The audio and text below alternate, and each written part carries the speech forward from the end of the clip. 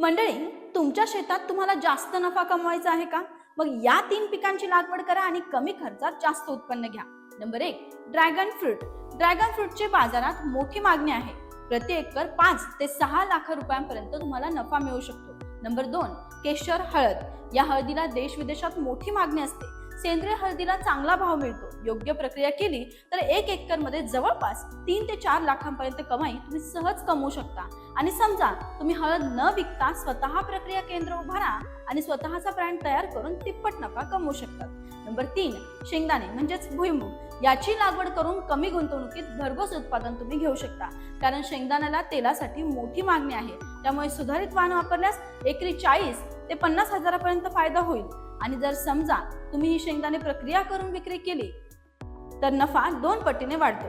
चला तर मग तुमच्या गावात कोणत्या पिकांना चांगला भाव मिळतो कमेंट करून नक्की कळवा.